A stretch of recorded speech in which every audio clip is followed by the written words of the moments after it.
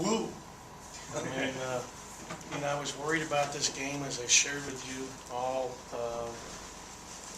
going into it, because they're coming off an unbelievable season. They're very well coached. It was a terrible matchup issue for us.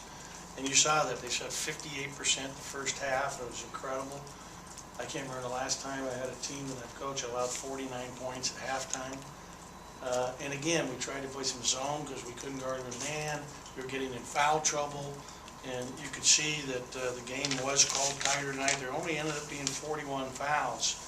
But it was, we had to adjust because anytime you touch the guy on the drive, it was a foul. And we had foul issues with Gavin, with Travis, with Chicken, with Falou. I mean, Falou had 4 fouls, and he is foul prone, in fairness.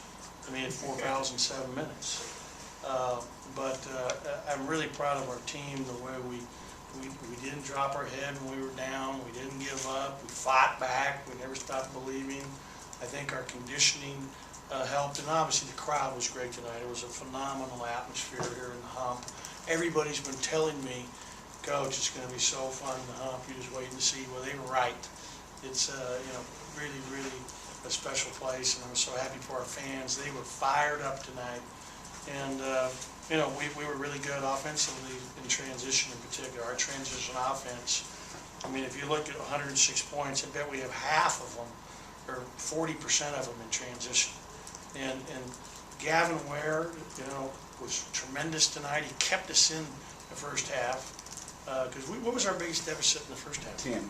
10. So, I mean, we were fighting deficits in both halves. And again, you credit our guys, you credit their toughness, you credit their belief in each other and what we're doing. But Gavin gets a double-double, tremendous game for him tonight. Travis Daniels, I thought, did a great job. He really did a good job defensively, especially in the second half. Fred, when we switched him on to number 5, that's when we made our run to get the lead. It was when Fred finally went to number 5, because we could not stay in front of him. It was kind of really, really sad. And we're going to watch that film tomorrow. I'm glad we're watching it from a winning standpoint rather than a losing standpoint, because we have a lot to improve on to be the team we want to be. IJ was tremendous offensively. I thought that Craig, we got to get him to the line more, and he saw cramps there late in the game, and so I took him out late because I didn't want to make sure he didn't, pull a muscle. But I thought a couple of his passes, when we were down 10, he made a great pass to Travis for a dunk. He made another really nice pass slipping to someone for a layup, and then he scored. His defense was really good. His help on the drive, when we had him on number 4, he was our best help guy, helping off of people. That helped give us a spurt. Johnny gave us a good lift. I couldn't believe the little step back shot he made. He loves that shot.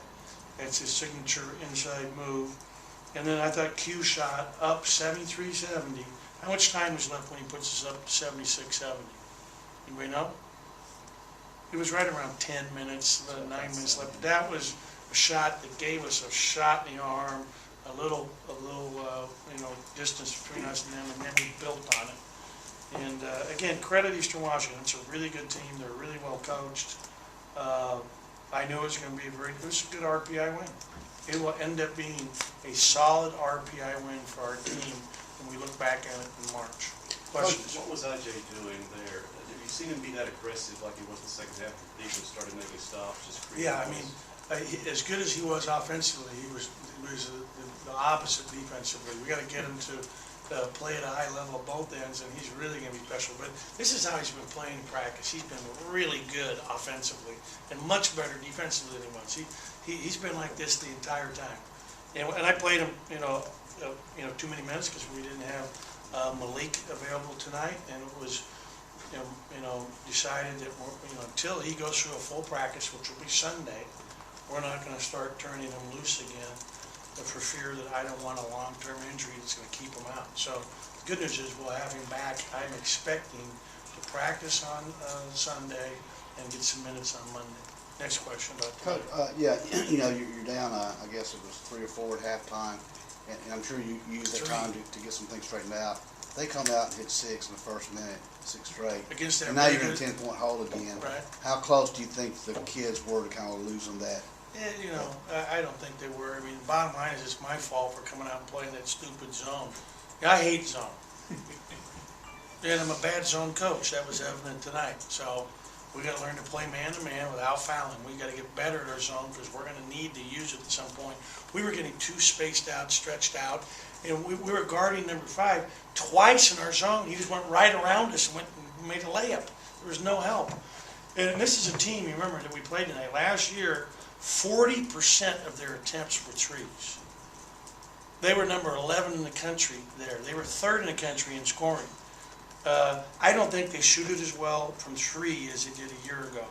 And we'll be, I think other teams will play them more as the driving team. But 55 is really good. I mean, what a horrible matchup. He is a nightmare. And then Von Hoff, I mean, you look at it, you got Bliznuk from the Ukraine's a very good player. Van Hoff and Joyce are really good. McBroom is really good. Sir Washington, we had a hard time with. I mean, I've been in the Big Sky. They're going to win a lot of games, and I wouldn't want to play them. I don't know who else is on their schedule, but, God bless them. Ben, you've never been a particularly sentimental type. You haven't coached a regular season game in two plus years now. Did you take a minute to look around? I was actually not looking around, but I was thinking about the day. It's actually, March of 13, so it was like 2.5 years. And I didn't even think about that until today, because this is the first game. But, yeah, I might be more sentimental than you think, Pete. I was, really excited. I have 2 former players from Northern Arizona, Big Sky guys, there tonight that are here with, and I had the guy who taught me how to play basketball and his 2 kids.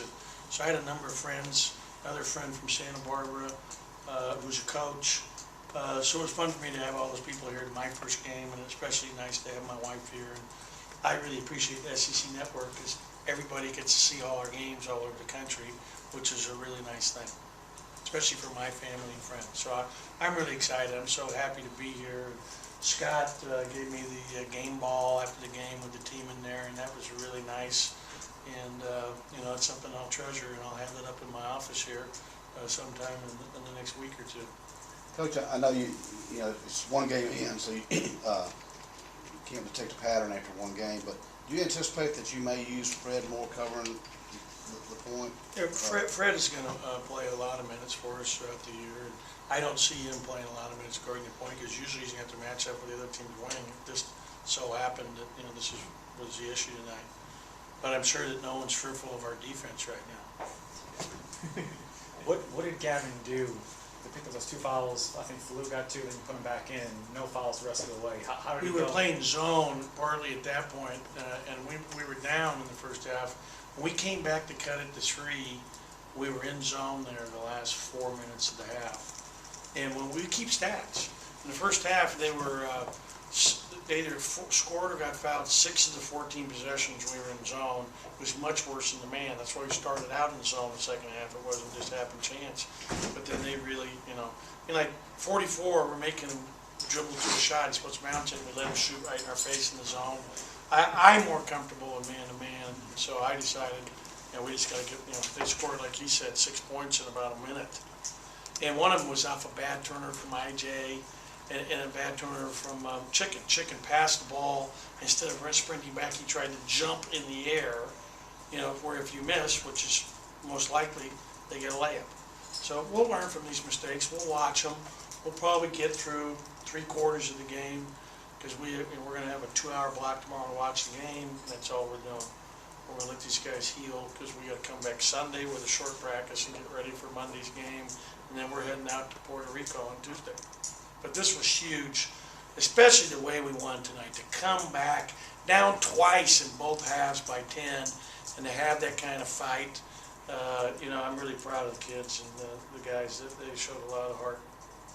Where do you think that heart comes from? IJ and I think Gavin both said maybe last year they kind of fall apart at the end. What have you seen through the summer that shows that they have that heart and they've changed? Well, I just think that, first of all, they played very well against UAB. We played really well against Fort Valley. I think they believe in what we're doing. I think that our strength coach and conditioning and performance coach, David Dietz, has done an incredible job. Our conditioning was good tonight. Our conditioning showed. He's done a great job getting these guys in good condition, and eating right and thinking about it and really focusing on taking care of themselves. Our whole key, knock on wood, is just to stay healthy, and we're going to keep getting better. We're going to keep growing as a team. This was a good step for us tonight. Any other questions? What did you see from Q? What we talked about his UAB game with 9 turnovers, and his exhibition he's really good. Tonight only 2 turnovers. How has he been able to cut those down? What have you seen from him? Well, in the game against UAB, he was all point guard and didn't play anything off the ball.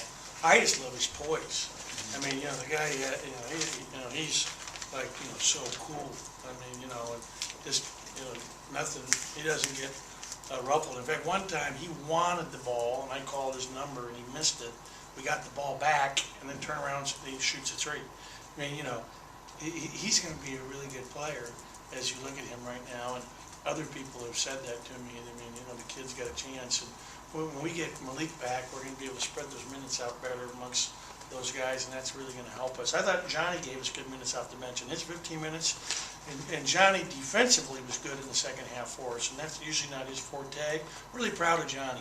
Johnny was all about the team tonight. When he comes out, he's firing everybody else up. I mean, really, really happy for him too, and all the kids on the team. But excited for Johnny because he's really a good kid.